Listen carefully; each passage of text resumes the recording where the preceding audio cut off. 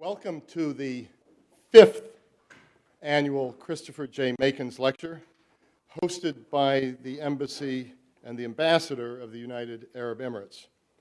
It's wonderful to see such a great turnout of Atlantic Council board members, the diplomatic corps, many of whom have become honorary members, and friends.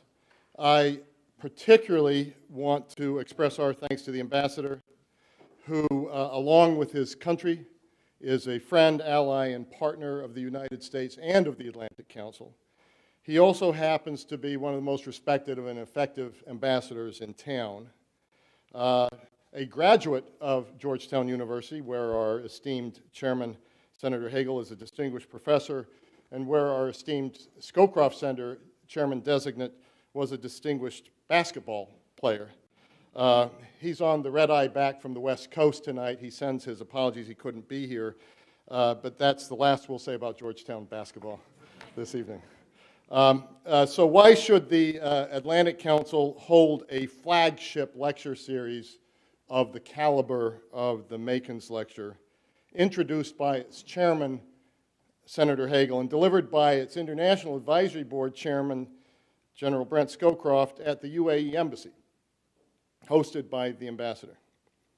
Mr. Ambassador, 2 of these 5 Makins lectures have been hosted by the British Ambassador. 1 has been hosted by the German Ambassador. 1 has been hosted by the Swedish Ambassador, who's here. The great and good of the Washington foreign policy world created the Atlantic Council exactly a half century ago. Dean Rusk, Dean Acheson, Christian Herter, Henry Cabot Lodge, Lucius Clay, Mary Pillsbury Lord, among others. Former Presidents Hoover, Truman, and Eisenhower were the honorary chairs.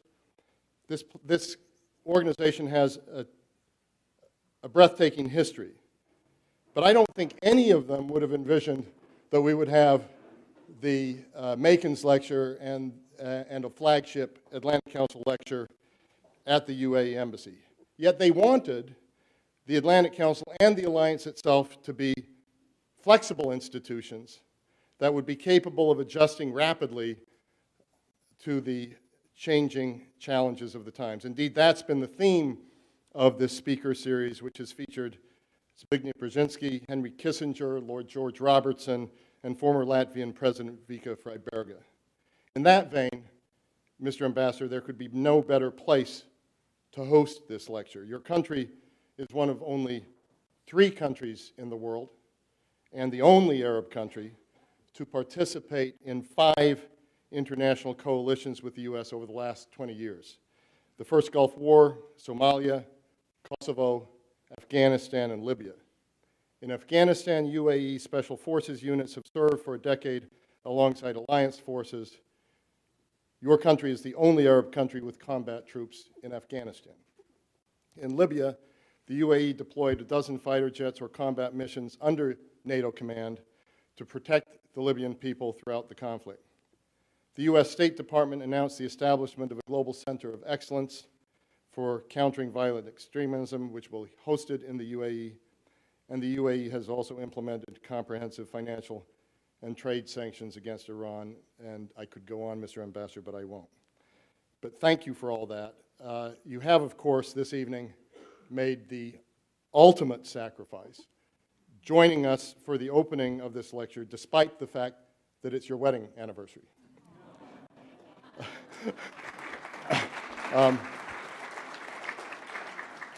I do know you do have to leave us early for that celebration. Another demonstration of your diplomatic wisdom. But first, I'd like to turn the podium over to you, sir.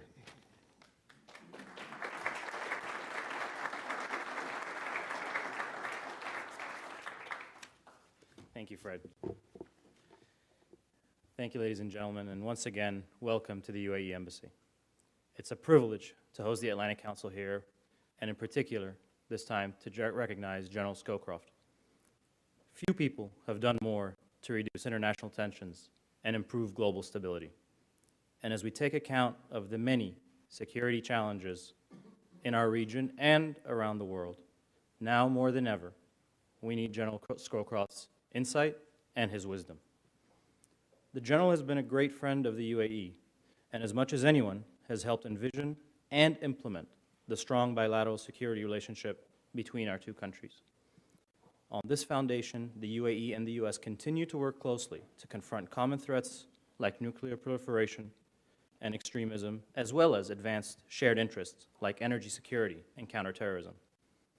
And as we look ahead, the UAE hopes to further enhance the security partnership with the U.S. through more joint planning, training, exercises, as well as new defense equipment purchases. On a personal level, I'm very excited to be involved with the launch of the Scowcroft Center at the Atlantic Council. The center can and will make a real impact and an important contribution to the understanding and addressing of many security challenges we now face. I know the center is in excellent hands under the leadership of Ellen Tauscher, Barry Pavel, Fred Kemp, and my good friend, Senator Hagel. Fred, thank you very much for the lovely introduction, and before I leave you, I wanted to explain that if I do not get home on time, all the wisdom of the Atlantic Council and the Scowcroft Center will not be able to help me resolve my conflicts at home tonight. So thank you very much. I am very privileged to host all of you here, and enjoy your evening. Thank you.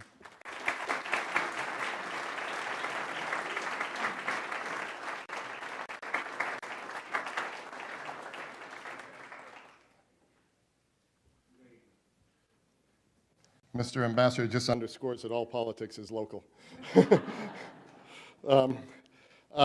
Before I turn to Senator Hagel, I wanted to let you know that General Scowcroft, Senator Hagel, and I, in the vein of the rich relationship with the UAE that I earlier described, met with the ambassador ahead of this event for one of our frequent exchanges with him to exchange views on issues of common interest, the upheavals in the region, and the tragic events in Syria. In that meeting, we also joined with Secretary of State Hillary Clinton in expressing our concern and disappointment at the actions by the UAE to shut down two civil society groups whose work we respect: the National Democratic Institute of the United States and the Konrad Adenauer Foundation.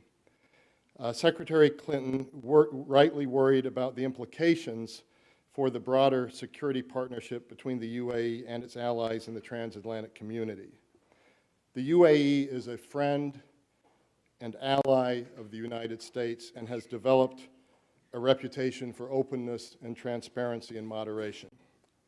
As Secretary Clinton said, quote, "We are strong believers in a vibrant civil society, and both the NDI and the Konrad Adenauer Foundation play a key role in supporting NGOs and civil society across the region."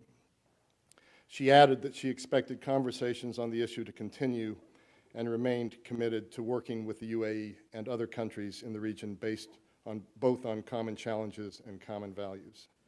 Now to the Makins Lecture, honoring the man for whom this series is named. Christopher Makins was a friend, was also president of the Atlantic Council from 1999 until shortly before his untimely passing in 2009. And as Dr. Brzezinski highlighted in his first tribute, Christopher was a son of America, a son of Britain, and very truly a son of Europe. He epitomized the transatlanticism which remains at the heart of our mission at the Council today. We're thankful to be able to honor Christopher in this way. For those who may not have known him personally, I want to relate just one story I've been told that demonstrates the depth of his transatlantic soul. But before I do that, I want to thank Wendy Makins, his wife, a member of the Atlantic Council Board, his daughter Marion, who I think is joining us by webcast. And hello, Marion, wherever you are out there. And his niece, Anna, who is here as well with us, to represent the family and carry on the family tradition of a strong commitment to the transatlantic community. I also want to thank all of those who have contributed to the fund that created the Makins Lecture, who are listed in the program. A particular thanks to Christopher's dear friends, Boyden Gray and Francis Finley, who couldn't be here tonight, who led that charge. This year, we are honored to have, oh, just a minute.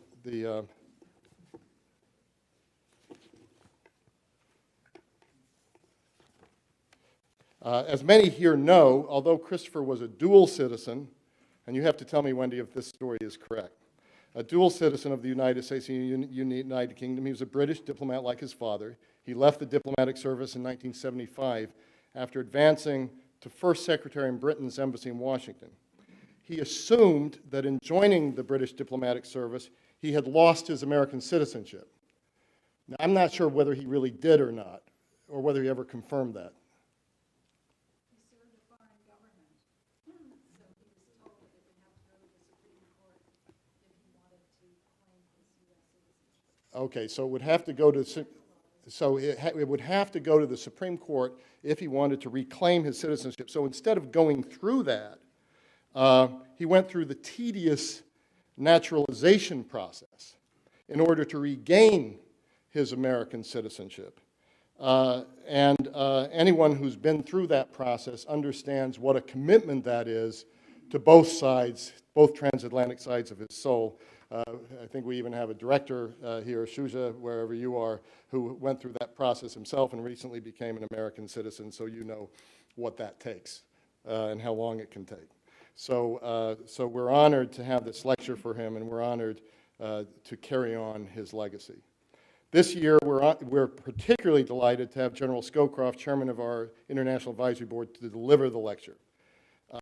We are going to launch, as the ambassador said, the Brent Scowcroft Center on International Security. The center will carry on what we internally call Scowcroftism, a term General Scowcroft steadfastly resists because it sounds a little bit too much like Maoism and things like that.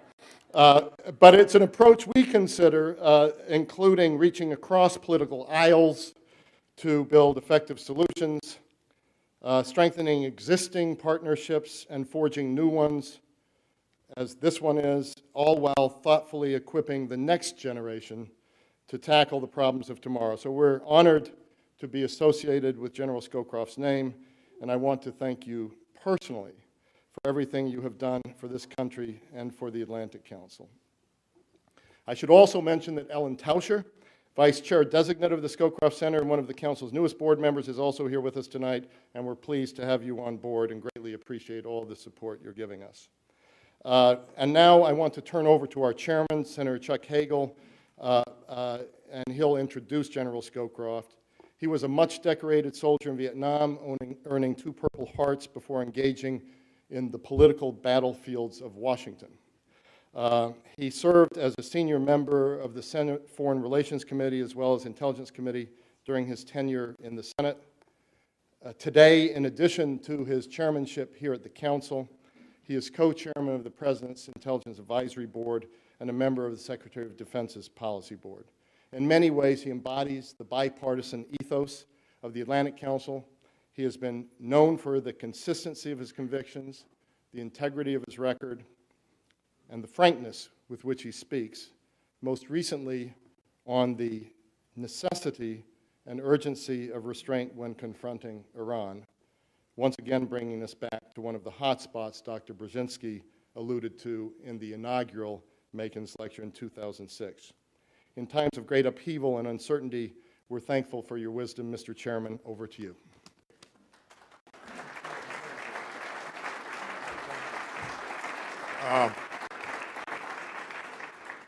Fred, thank you. It's an honor to be part of this institution. It's a privilege to be engaged with people who care about our country, our world, who every day make the world a little better.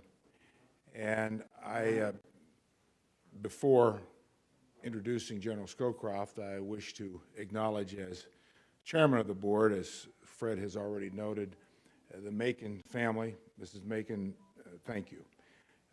Ms. Makin, it was a privilege to have you with us and for all you continue to do for the Council and for our world. Thank you very much.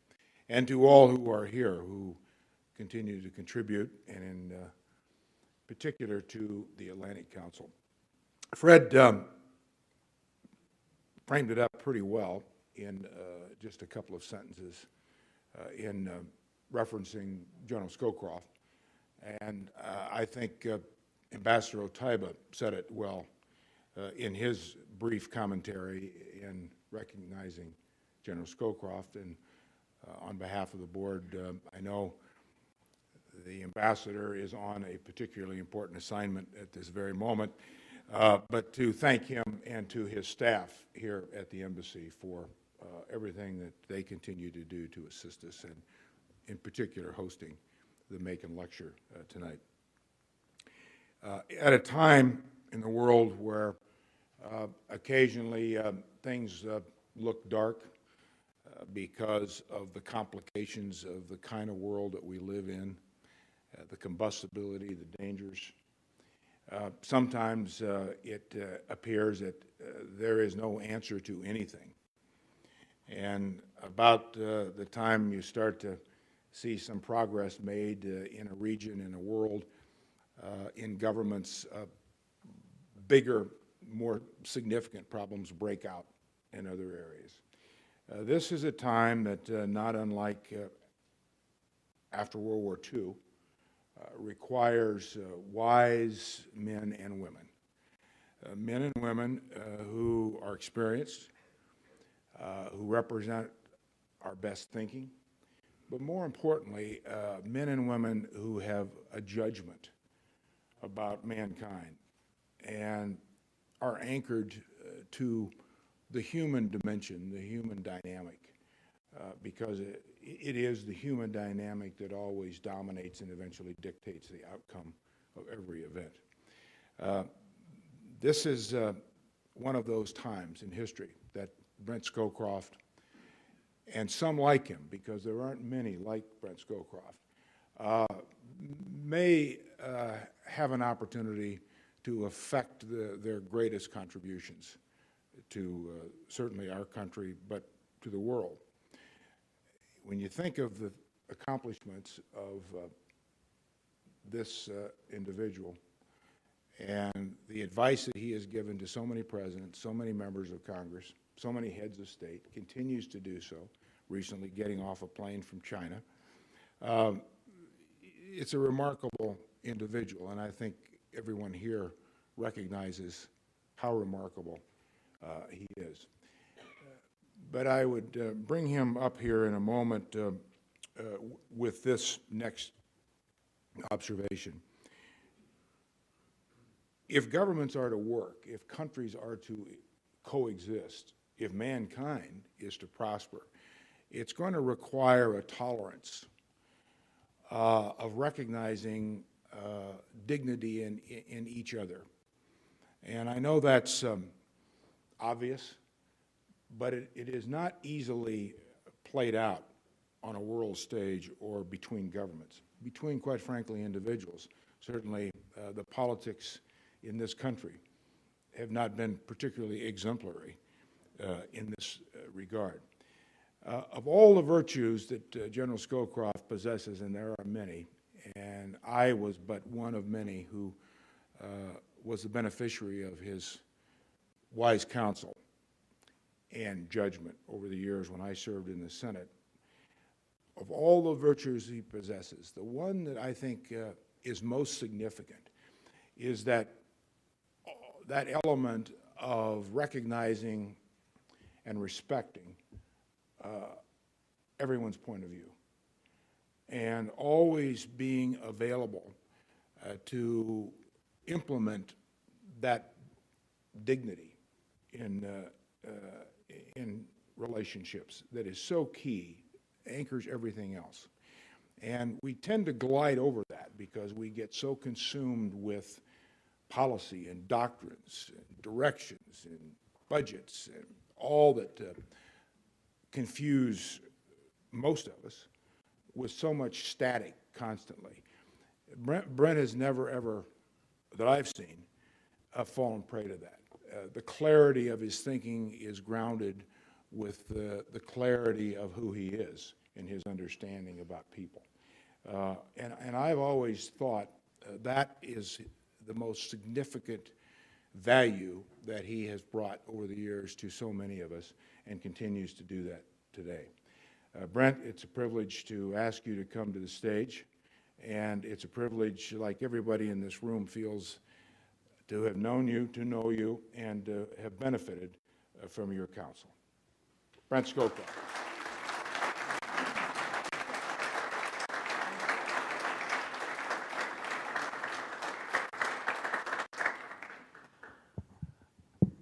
Senator Hagel,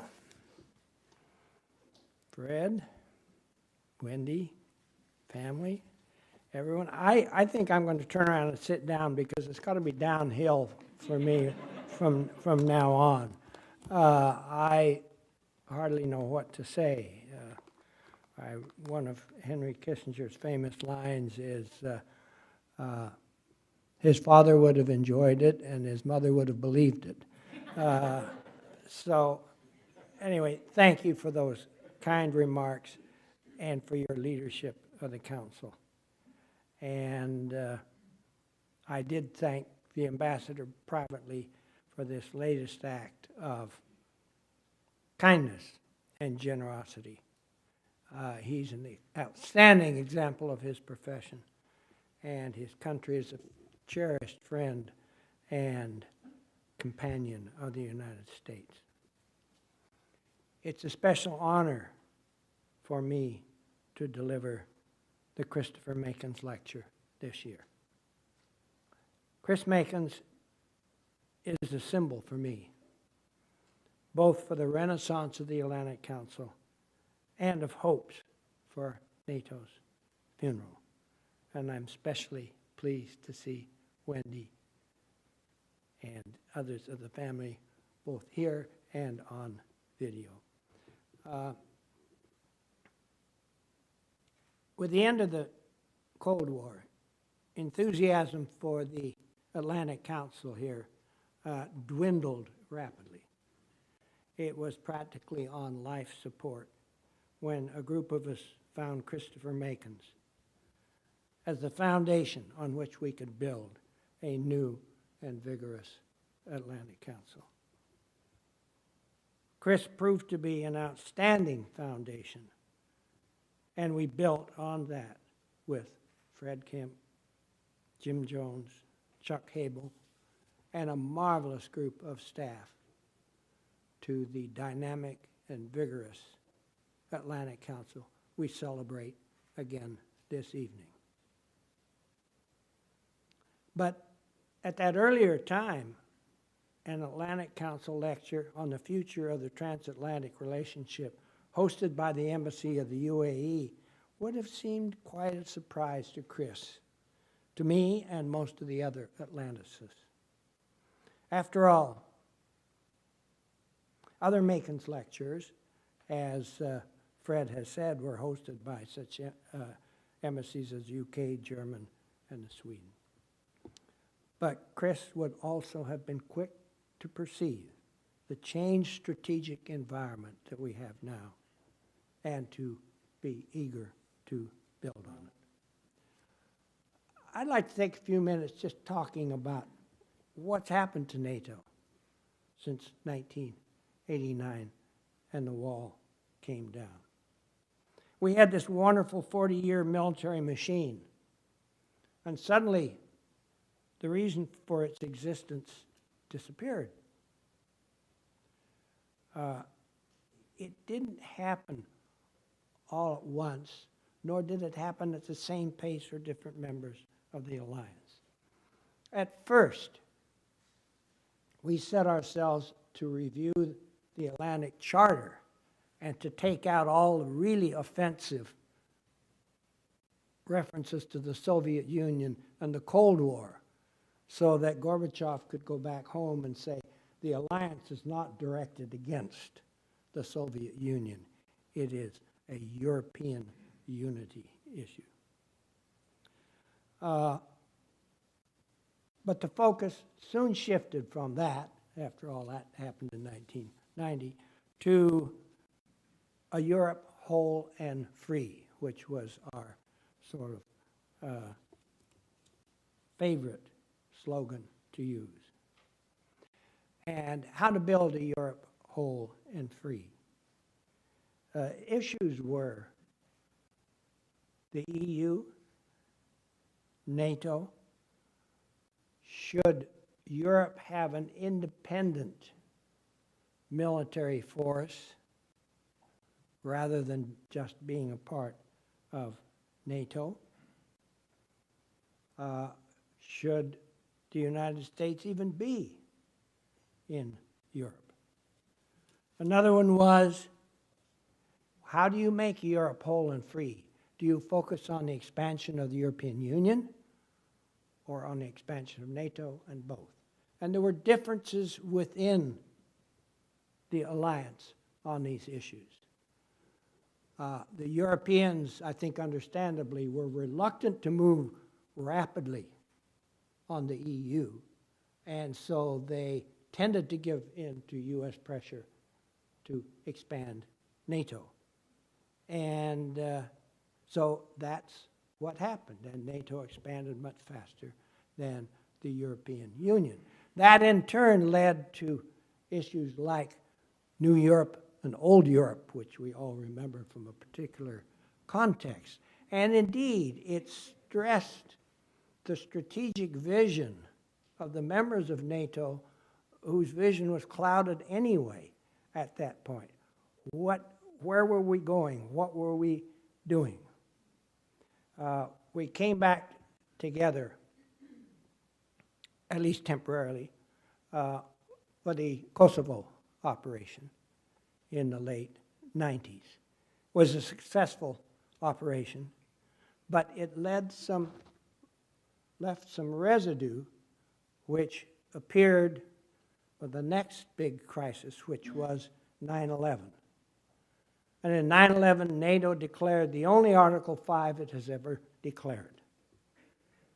And we said, thank you very much, don't call us, we'll call you. And why?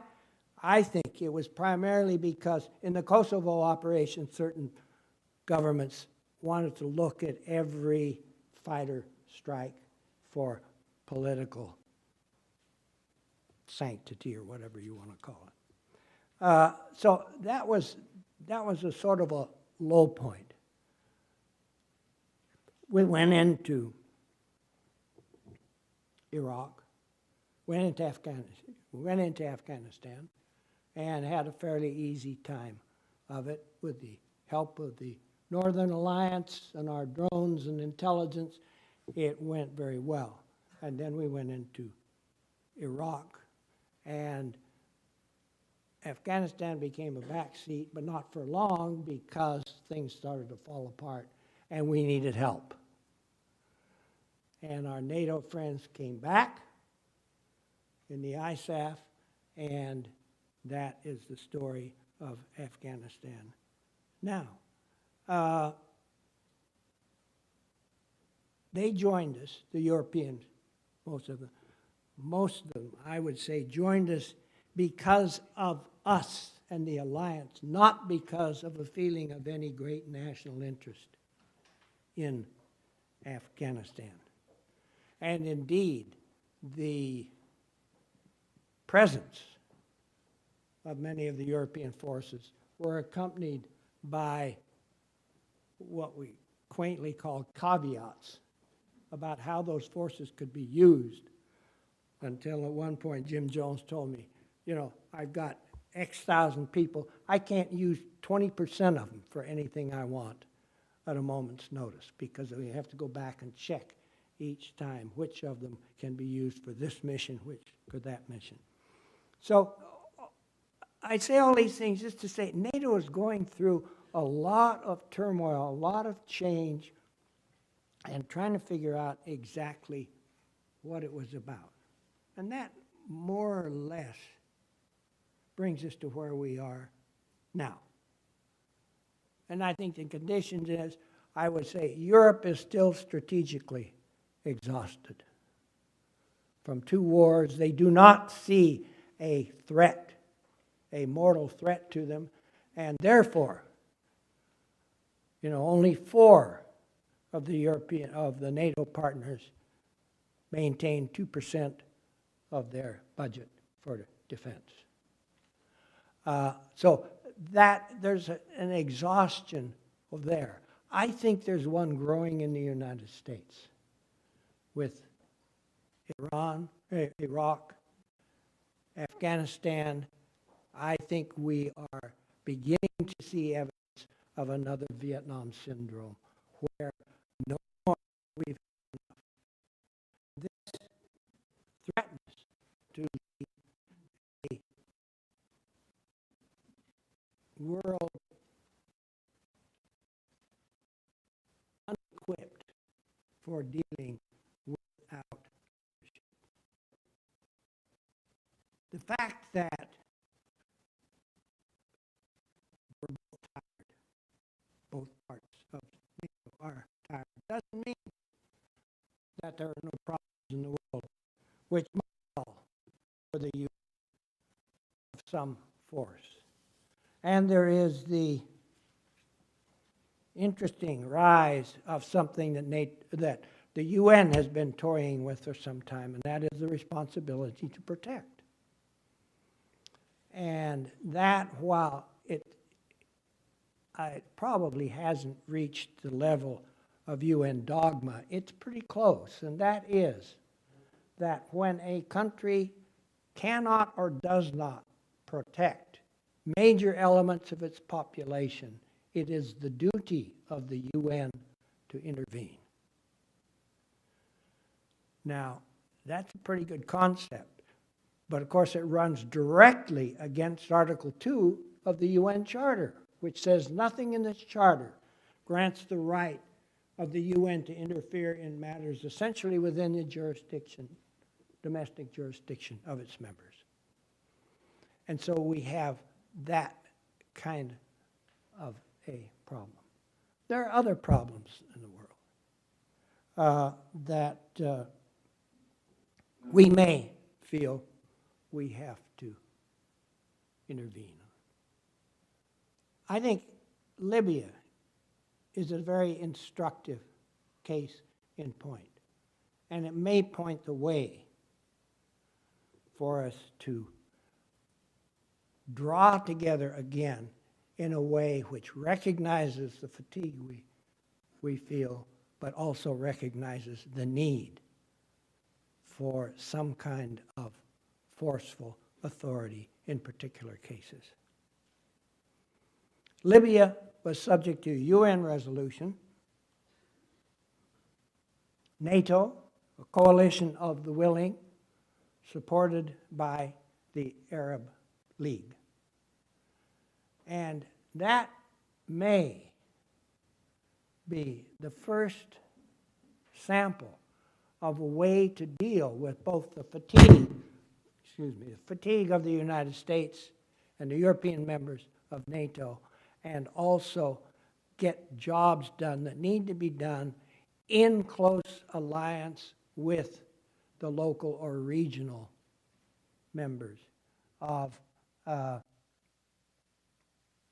groups like the Arab League or the GCC or the African Union or ASEAN, or in a very different circumstance, let's just suppose that lightning strikes and we have progress on the Palestinian peace process.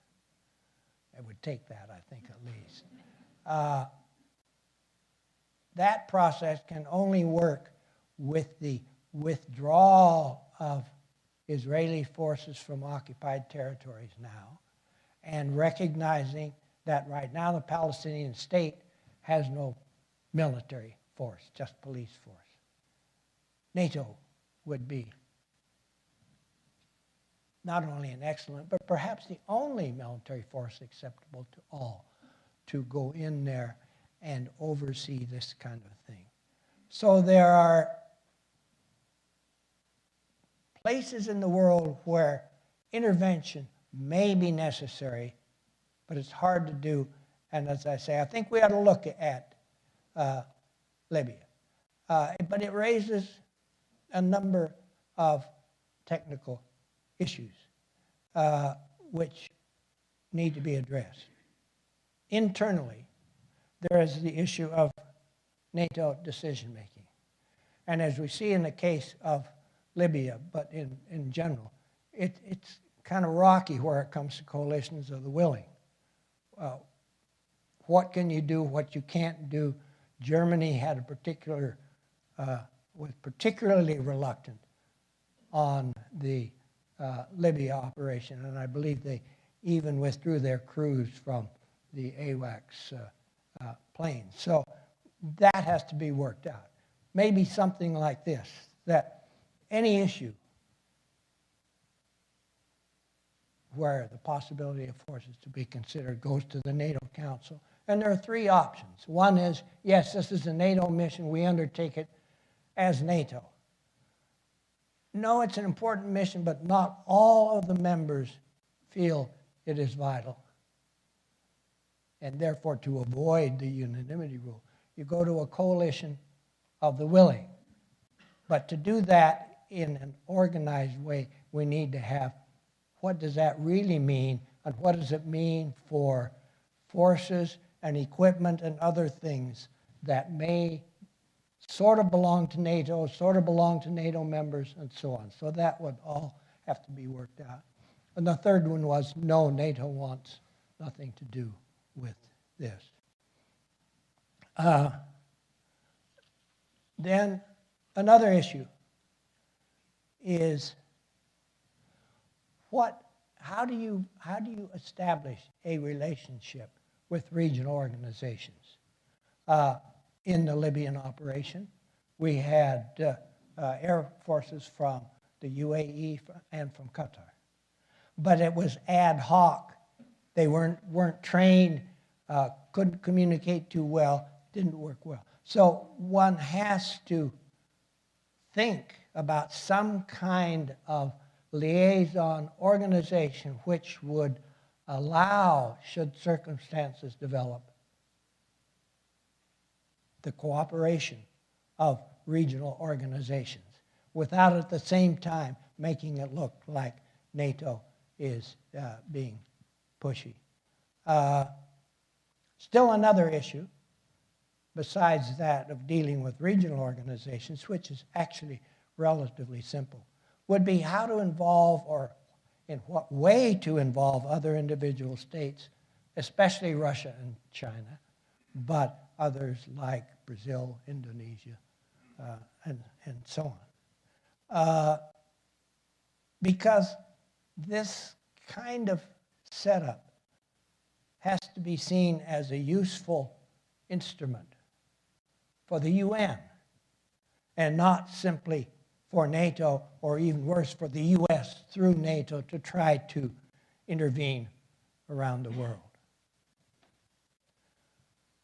It seems to me that something like this could be the next step in the progress of NATO in this long path since it lost its mission in 1989. I think NATO is still a critical organization, and I think our presence here in the UAE Embassy is a good symbol, as has been the support for the Atlantic Council by countries way outside NATO, for the wisdom of trying to use it in a new way to do the kinds of things that were originally visioned for the UN. You know, the UN Charter has provision for a UN force, military force. I think that's not going to happen in the lifetime of anybody in this room. But this is a way to use the UN, the authority of the UN, the ability of NATO to fight together as it can, and the assistance and wisdom of local partners in the region to solve some of the problems, some of the many problems of this world. And I leave you with one challenge, and that is, are there any overarching strategic concepts which can guide our thinking as we move forward into this world. You know, in the Cold War, NATO had its strategy given to it. The strategy was to contain the Soviet Union. Tactics were sometimes difficult. Massive retaliation versus, I can't even think of the term now. No, massive retaliation or flexible response. Thank you, Jan. I appreciate it. Those kinds of things. Now, it's just the other way around. We are all tactics, and we have no strategy. Is there a strategy for the world that we're living in now? It is infinitely complex. I think not so deadly as the world we have left in the Cold War, because a mistake would not result in the annihilation of most of the planet. But it is difficult, vexing, and this is a challenge for the Atlantic Council to work out. Are the rules of the world, are there the kinds of things which can guide us as we feel our way? Because making mistakes is easy. I'll give you just one little one which I think was a mistake.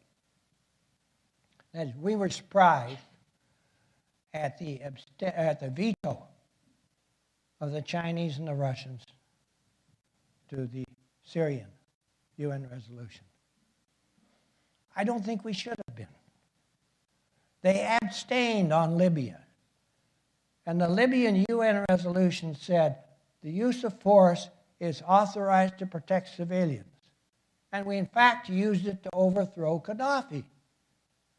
Now, I think you could excuse the Russians for saying, you know, you fooled us once, but twice? So those are the kinds of things that developing a strategy to analyze what's doable, what isn't, how to go about it, can be the next task for the Atlantic Council as it leads NATO into the future. Thank you all very much.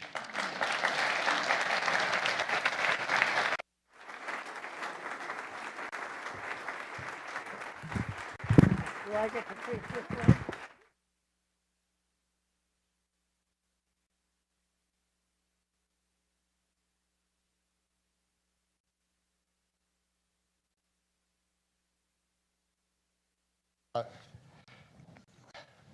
You even use a lecture here to task me to do things. And you're absolutely right. This is a task for us to figure out what is the strategy and not be all tactics. And so thank you for that.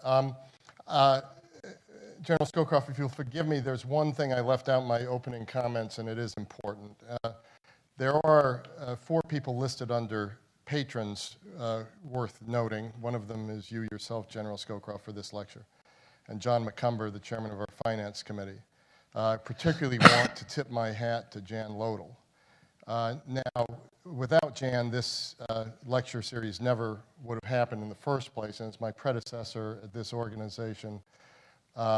Through a very difficult time, he capably and effectively led the organization pro bono and generously, and has continued to be a friend and a leader at the Atlantic Council, and I want to thank him for that. And Christopher would want more than anything for me to thank you for that. And Henry Caddo, who we lost this year, Chairman Emeritus, Chairman when I took over at the Atlantic Council. And we all miss him, and many people in the room knew him well and know him as one of the most decent individuals they'd all know. So I really wanted to say that was in my comments, and so hats off to these 4 patrons of the Atlantic Council's Makins Lecture Series. I'm just going to ask a couple of questions. We have a lot of time for questions now. We'll go until about... do? Well, I actually thought you were going to go on a lot longer. But I wonder if you did speak somewhat provocatively about Libya and Syria. And so I wonder if you could talk and drill down a little bit deeper on both of those things. Was Libya a moment of success for NATO, where we saw what NATO can be in the future, working together with the French, working together with the British, quote unquote, leading from behind? Or was it something much more nuanced or difficult than that? And then I'll go to Syria after that. I forgot one thing, to announce that copies of my little red book of Scowcroftism will be available. During one of the early pamphlets that we were putting together for the Scowcroft Center, I can't tell you how often it was crossed out Scowcroftism. I finally wanted to put that term out into the public sphere. I think Libya's complicated. I was not a fan of the Libyan operation, mostly because I thought of all of the turmoil in the region and all of our interests. Libya didn't stand out as the number one. And so I thought we went in there probably more for values than interests, and probably because everybody loves to hate Gaddafi. But as I watched the operation, it was the conjunction of the UN, of NATO, and of the Arab League saying we need help. And that's what gave me this idea that this could be a model for the future. I don't think we're going to do what we did in the last decade again soon, and that is unilaterally go in on operations where we can't see an end. And so, to me, this is the value of Libya. I think Libya is not over yet. Indeed, each of the Arab Spring countries has its own turmoil and troubles. But Libya is a particularly interesting case. The U.S. Military Academy a few years ago did an analysis of all of the people who went into Iraq to fight us during the period of 2005 and 6 and 7. And they found that proportionately, the highest number were from eastern Libya. So, we still have problems there. The militias have not been demobilized because there's no army to demobilize them. So that's a story still to go on. Is that what you wanted? It is. But let me go on. Let me go on to Syria, and thank you for asking me what I wanted from them. But let me go on to Syria. If Libya was about responsibility to protect, and you didn't say it was about that, but that certainly was the reasoning in the UN resolution. Yes, it was. Then responsibility to protect in Syria, you can see in spades. How would you apply this model that you're talking about to Syria? Well, that's really tough because Syria is sort of in terms of interest, sort of the polar opposite of Libya. We have huge interests in Syria. Not only Syria with respect to Lebanon, with respect to Israel, but with respect to Hezbollah, Hamas, all kinds of interests in Syria. But Syria is probably, outside Lebanon, the most complex state in the region in terms of its internal makeup. It's run by an Alawite branch of Shia, which in itself, the Shia population is a minority. There's a strong secular Ba'athist movement. There are minorities, Christian minority, Kurdish minorities. Syria is a very complicated situation. But do our interests involved? You bet they are, deeply. The problem is it's not clear how to solve the Syrian problem. Because if Assad were to leave tomorrow, Syria would not suddenly become peaceful. The army is still loyal. The army itself is interesting because most of the top leadership is Alawite, many of them family. But the bulk of the troops are Sunni by majority. The business community has not yet revolted. So what do we do in Syria? Invading Syria would be possible, but a catastrophe along the lines of Iraq. Mm-hmm. And along the lines of Libya, where one's arming the opposition from outside, supporting in one way or another. If you were talking to President Obama now, you've been National Security Advisor, you were Vice Presidents before, would you advise him on that? I would not arm the Syrian opposition, simply because that would turn it into a full-scale civil war, wouldn't necessarily solve it any easier. Syria is a really difficult situation. One or two more other questions, and then I'll go straight to the audience. Pivot to Asia. Defense strategy of the Obama administration raises some challenges for the Atlantic Council and Atlanticism. What do you think of this term, this approach? What do you think it means for Atlanticism?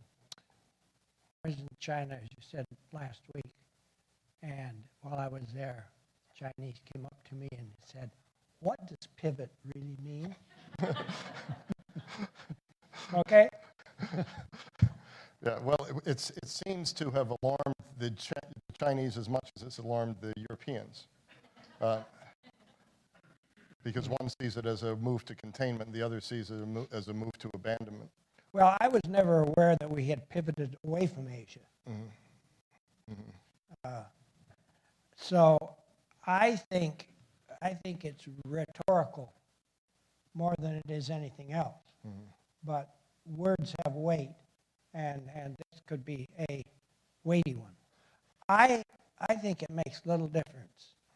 The reductions in Europe, at least as I understand it, reduction is of the last heavy division in Europe. Well, we don't need a heavy division in Europe because we have used Europe in conflicts since the end of the Cold War to send them from Europe to other places, and that's a useful thing to do.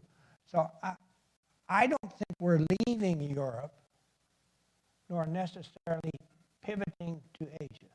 So otherwise, I think that's fine. Ill-chosen words. Yeah, I think so. Last question from me in this opening part, and that is Russia. And Ellen Tauscher may have some thoughts on this as well. And maybe you can put this a little bit in the historic context. You were skeptical toward NATO enlargement in the first instance, partly out of concern about Russia and alienating Russia. Looking back on that, are you still skeptical? Was it the right way to go? How do we go further with enlargement? And ultimately, if you want a Europe whole and free, which of course the President George H.W. Bush administration introduced that notion, does Russia not have to be part of it and eventually be a member of NATO? Well, I would not, in the long run, rule out Russia as a part of NATO. I think Russia is searching for its soul right now, as it has been in a way since Peter the Great. But we've had three three rulers of independent Russia since the Soviet Union. They're all very different people, very different ideas, and I think Russia is searching. What is it? Is it a European country that didn't benefit by the Enlightenment, the Reformation? Or is it an Asian sort of dictatorship with European trappings? I think they will decide that they're a part of Europe eventually. But until then, it's a very awkward relationship. And the path to eventually becomes more difficult with Putin's election, longer? How does that influence things? I have an interesting notion about Putin, and that is we may see quite a different Putin. I think Putin came into office the first time filled with bitterness at what he saw was U.S. tromping on Russia while they were weak. And as a matter of fact, yeah, he said that. You know, while we were flat on our backs at the end of the Cold War, you walked all over us. You pushed the borders of NATO right up into the former Soviet Union. You denounced the ABM Treaty. You did all these things because you could. We're strong now, and we're not going to allow. I don't know if he's gotten that out of his system. But in that respect, he's very different from Medvedev. They're only a few years different in age, but this is a child of the Cold War and the end of the Cold War. Medvedev, it's ancient history to him. And it's a very different sort of thing. Well, my sense is that Putin is not stupid. And Putin watched for the 6 years that Medvedev was president, and he thought, he got a lot more done around the world than I was able to. How? By being a decent person, by working with people, by trying to get things. I'm not sure you're going to see the same Putin now, in addition to the problems that he has at home, that he's smart enough to know this won't work anymore. One can only hope. Please. And could you wait for the microphone? And please, right here. Thank you. General Scowcroft, can you tell us about Russia's policy towards Syria? Will they stand by Assad? And can we move against Assad without Russian approval? Russia has two main interests, I think, in Syria. One is they're a big arms purchaser, and two, it's about the only thing left of what I would call the Russian Empire of the Middle East. Remember the days when we were competing with the Russians everywhere, Egypt, all over, who was up, who was down, so on. That's gone now, and the Russians have lost out. That's important psychologically to them, and I think that certainly colors their attitudes. I don't think they would do anything if military action were taken against Syria, but I doubt that will happen anyway. I think the Russians will continue to support Syria as long as they think it has a chance of making it. Curious allies, the Russians and the Iranians, propping up Assad in Syria. Well, for the Iranians, no, I'm not sure it isn't, because the Russians used Syria when we were on opposite sides in part. We were worried about the Palestinian issue and so on, and Lebanon and Egypt. Iran has a different interest, and that is that Syria was its conduit for meddling in the Western or in the Eastern Mediterranean, Western Middle East. And so I think their interests are quite different. I think, sorry, Ellen, were you interested? Sorry, I didn't know whether you were nodding because you wanted to. Yeah, okay, please, Ellen Tesser. Falling asleep. And please.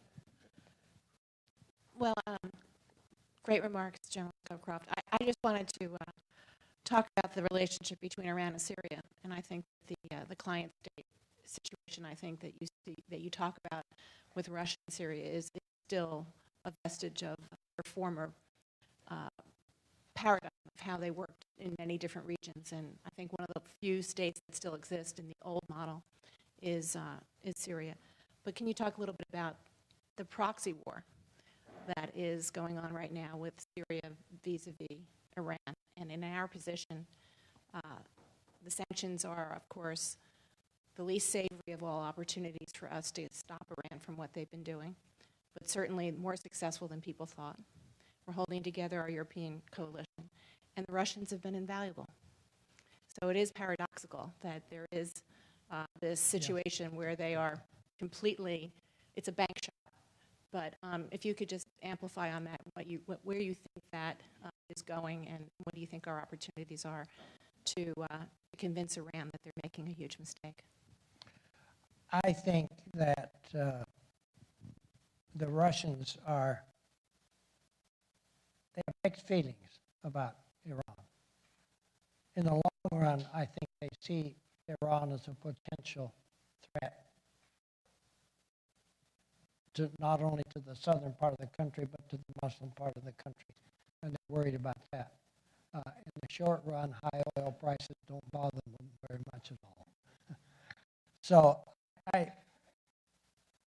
but I think they have come out with these two opposites. They're somewhat on our side, on Iran. And I think the Chinese, when they think about it longer and more seriously, will be the same way. Different reasons. Because the Chinese position now is, we get 20% of our oil from Iran, and they're good commercial customers. That's Iran to us. But if you go to them and say, well, but suppose things don't go right and there's a conflict, what do you think that does to your oil supplies and the price? Isn't it better to work with us now? So I'm somewhat optimistic there, and I think that will have an impact on Iran itself. The number of cases where sanctions by themselves have solved great political problems, you can count on half of one hand.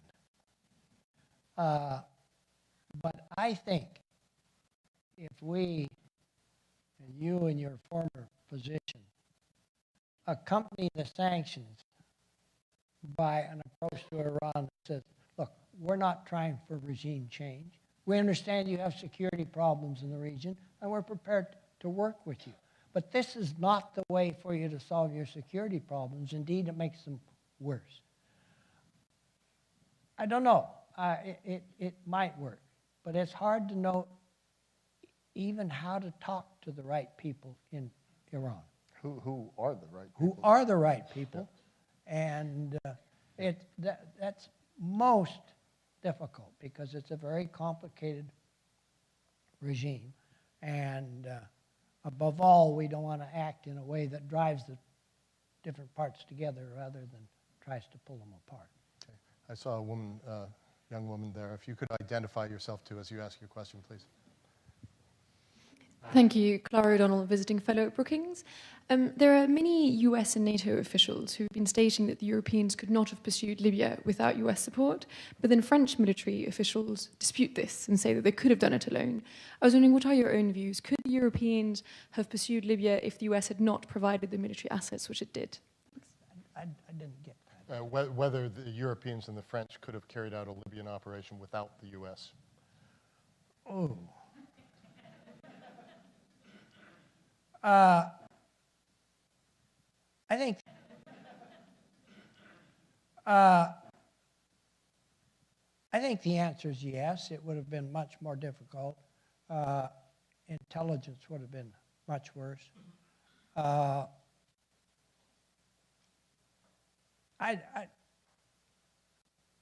don't really know.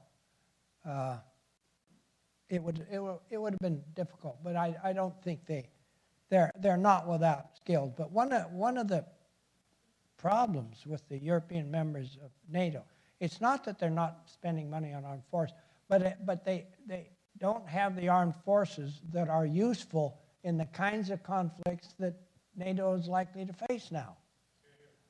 And, you know, they all have armies, navies, and air forces. Well, does that make much sense now? Shouldn't they specialize within the EU and so on and make the money go farther? So there's a lot of what I was going to say work to do. That's not a problem we should tell them to solve. They ought to work on that themselves, and we ought to encourage it so that the European forces are equipped for the kinds of military operations that we're most likely to have to fight. And we were particularly suited for this one because we've been doing it for 10 years. Harlan. I'm Harlan Ullman. Brent, thanks for your eloquence and your wisdom. I want to put you more on the spot and ask you about Iran. Supposing the Israeli leadership decides that it is existential and sometime in the fall they attack with or without our support, could you speculate on the consequences of that condition if it happens? Oh, yeah, but my speculation's no better than anybody else's. I don't really know. I guess at a minimum, we would be likely to see in Iran like an Al-Qaeda on steroids, making trouble every way possible. Not an out-and-out attack on Israel, for example. But you know, my sense is that they couldn't close the Straits of Hormuz other than very temporarily, but they could certainly send insurance rates through the roof. And those are the kinds of things I think they would be likely to do. That is, to harass us as severely as possible without provoking a massive bombing campaign. Just a guess. I don't know. But one, of course, would have to game that. Please.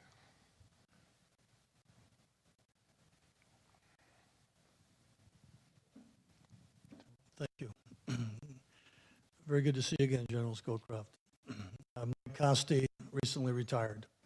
A question on the issue that it seems to me comes forth a little bit in your discussion of the clear need to keep NATO together, functioning, working forward in the years to come, and under the context of the UN, as you describe it, might very well be a good construct to bring some of the more recalcitrant elements of NATO kind of back into the fold a little bit. I speak mostly about Germany. They were not all that enthusiastic about Libya. There are a number of other issues I think that they have with the way NATO seems to be going in their minds. They are not the Germany of the 50s, 60s, 70s, or even the 80s. I mean, they are a new construct in many ways. I'd like you to speak a little bit about your concern as to what more should we try to do to ensure that they are with us in much of what we do, and how critical is that to the future of NATO? I think it's a good question, particularly on Germany. You, the administration you served, played such a role in unifying Germany. And just also interesting what you expected from Germany at the time when it came together, and how would you judge its performance now within my question as well. Germany's, I think, going through an evolution. And the Germany that emerged as Germany unified was under the leadership of Helmut Kohl. And Helmut Kohl had a very firm vision about what Europe needed. And that is that he needed to so embed Germany in the fabric of Europe that never again would it break loose like it did in 2 wars. And so, anytime the French wanted something, he said, by all means. That was, in a way, un-German. And now I think Germany is returning to its more typical kind in Europe. And not bending to others. But it's a struggle. And I think if you look at the financial aspects of it, you can see Germany torn deeply. Their instincts say, to hell with the Greeks. Everybody else, practice prudence, but they are wedded to Europe. They're a part of Europe. And so they've taken steps that are very tough for them to take in the interest of maintaining the euro and the EU. Germany, as I say, under Kohl, wanted to be the good ally, do everything and so forth. But there's still inside Germany itself a deep revulsion to force. It has lasted all these years since World War II. And I think you see that. That's really what drove, I think, the Libyan operation. Staying out of it. Yeah. Yep. Please, I see a question here. An attorney at Wilmer Hale and an adjunct professor of international law at GW Law School. General Scowcroft, in terms of developing NATO's global role and global identity, would you envision an expansion of permanent membership outside of Europe, let's say, to incorporate Australia or other countries with whom NATO might be acting? Or would you envision a different course of having, let's say, de facto members with whom NATO operates on a regular basis, trains and conducts exercises on a regular basis? And how would you assess the pros and cons of either course of action? Thanks very much. Well, I think that one could go either way, but one of the problems with further expansion of NATO membership is, where do you stop? And what does it do to the ability of NATO to act? And NATO is already pretty hidebound. You sit in some of these meetings where 28 people have to vote, and each one has to speak on every issue and so on. It gets cumbersome. I think if you start to reach out in other parts of the world, say you have a NATO member and the rest aren't, it gets very, very complicated. I think the better way to go, but this is something that Fred and his people can look at. I think the better way to go is to plan with other countries and other groups, so that if contingencies arise, you don't have to start with ground zero and you can't talk and so on, but indeed you're ready to move and apply the kind of limited force that was used in Libya. Yeah, I've heard Australian officials complain that we're more than willing to let them fight alongside us when something underway. We're not part of the planning, and they can't even get the knack to think North Atlantic Council talk about Asia and the issues in their part of the world. that's what you're talking about, is involving. Involving them. Yeah. Yeah. Boyden Gray. Boyden Gray, I'm on the board of the Atlantic Council and a longtime colleague of General Scowcroft. You mentioned oil prices, how it affects Russia and how they look at it, and of course how it affects Iran. Do you think, you're not an energy expert, maybe I should be asking Robin West, but there's this revolution, gas shale revolution. It's not just here, but it's worldwide. The Chinese will benefit, maybe the Europeans will benefit. Do you think we're stuck always with the international setting the oil price, or do you think that, and what difference would it make if we break out of that and the price would come down with this huge influx of new resources, that a revolution that we're witnessing?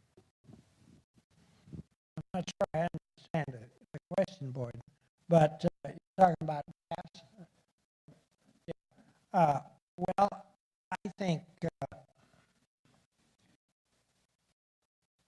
that's a story that still is unfolding, and if the proponents are right, we've got another 30 or 40 years in which we can luxuriate. To me, it postpones the inevitable, and that is that we're going to run out of fossil fuel.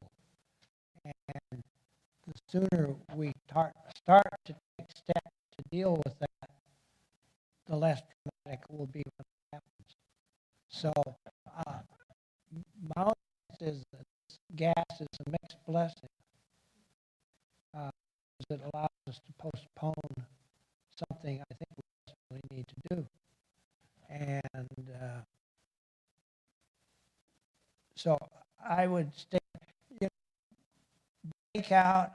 I don't know what you mean by breakout, because it's like the people who say Obama's letting oil prices go up. Well, come on. This is a world market, and what's going on in Iran and what Netanyahu may say one morning probably has a heck of a lot more to do with the price of a barrel of oil than what Obama wringing his hand wants to do. So I think whatever we try to do, we're going to do it within the context of a world market, at least now. If we wind, solar, which will be in the future, nuclear, then it might be less of a global issue, but not now. Larry Pavel, director of the Scowcroft Center, who's recently joined us from the Pentagon. Great to have you on. Thank you, General, for your remarks. Related question to one, a couple of questions ago, I wanted to raise it at a level. So even if the pivot is a bit overblown, certainly capital and economic vitality are rushing toward Asia, and this looks likely to continue for a decade, or if not several decades. And so it looks like this century will be defined more by trans-Pacific relations, as much as the last century was transatlantic. China's defense budget will pass the U.S. sometime in the next 10 or 20 years. China's economy will pass the U.S. So the broader question is, what are the implications of at a geostrategic level, do you think, for transatlantic relations? How can the U.S. work with Europe and with China to deal with various security issues, broader geostrategic challenges? And the one thing I want to add to that, a lot of people in the audience know this because they're closer to the work of the Atlantic Council, some of you don't.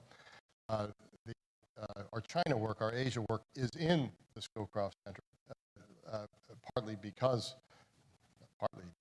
large part because General Scowcroft has such a reputation in the region, and so we've put the work in that area, and we're working on a couple of very important projects with the Chinese, trying to think together strategically in a track two-way about the future strategic roadmap, joint net assessment of strategic trends, which is a fascinating project that we have going in the autonomous center?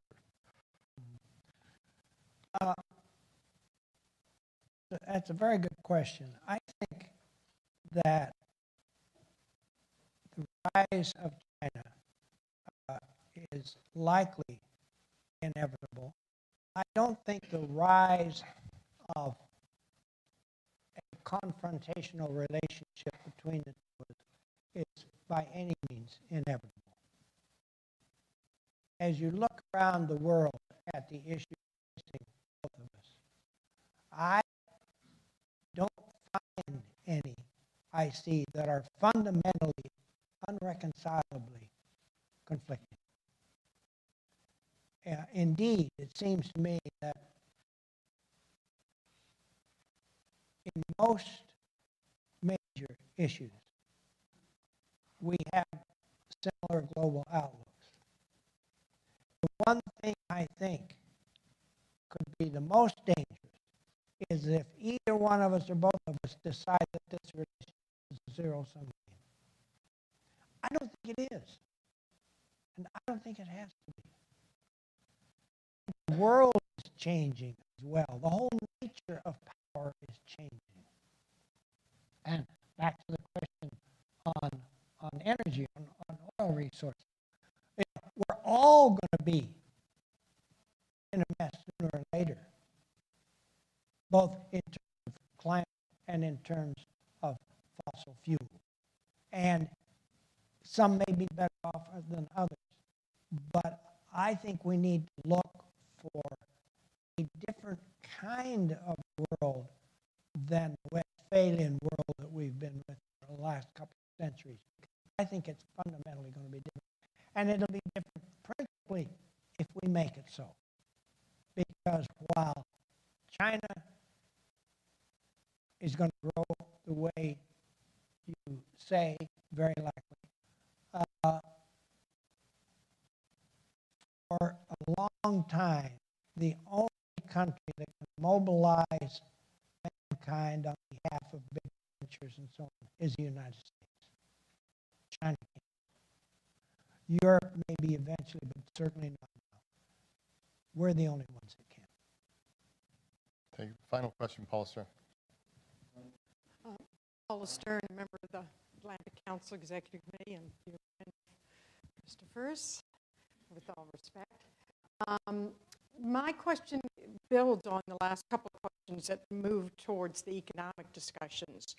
To what extent do you think it would make a difference if the U.S. and the EU fully worked on a tighter economic trade partnership?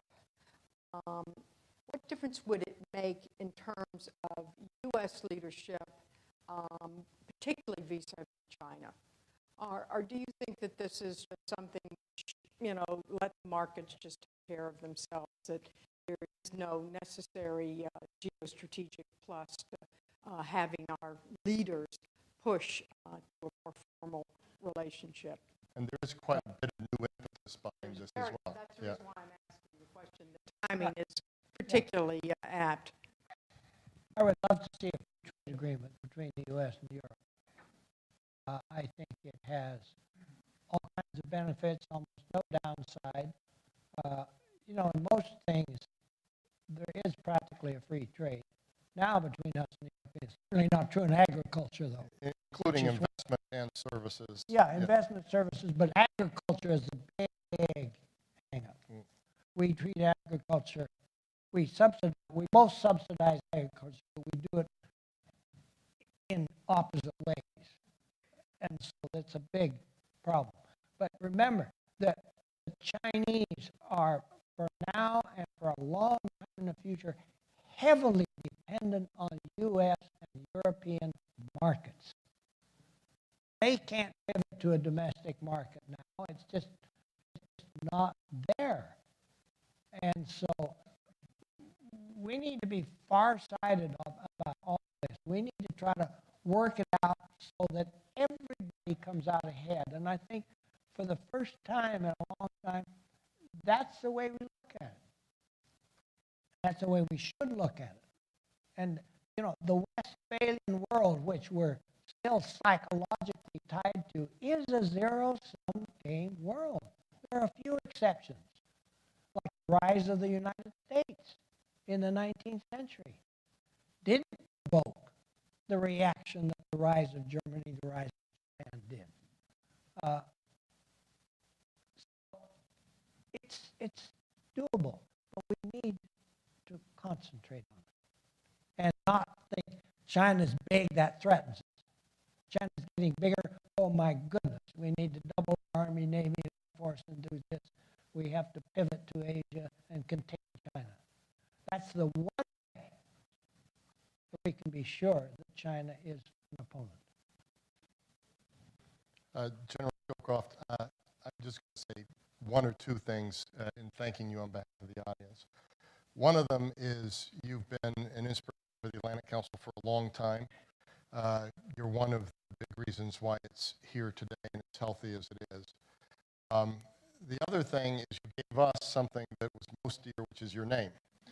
And we really, just this meeting shows the value of that, and we'll take care of it as best as we can. We are going to work on these strategic issues. You've thrown down the gauntlet. We have a challenge, which is we really have to think about what the strategy is now. What is this era? And we're working on a really interesting project, which we'll bring to you with the National Intelligence Council, their Global Trends 2030 work. But we hope to then turn it from Atlantic purposes in the kind of thinking that you're asking for. So we'll take your tasking and move things on. Thank you very much on behalf of the audience.